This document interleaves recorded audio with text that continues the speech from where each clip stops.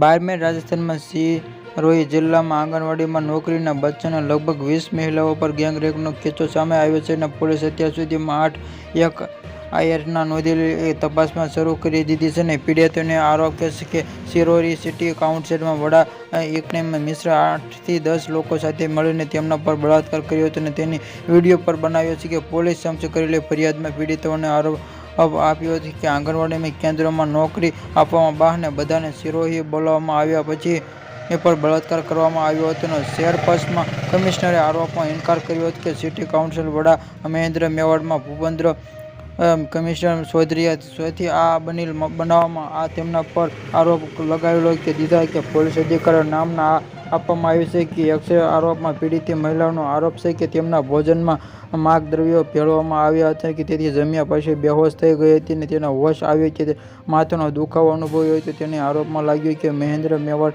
મહેન્દ્ર ચૌધરી અને સહયોગીઓએ તેનાથી બળાત્કાર કર્યો હતો અને વિડીયો પણ બનાવ્યો હતો. તેની સાથે ₹5 લાખ લાંચ પણ માંગી હોવાનો આરોપ છે.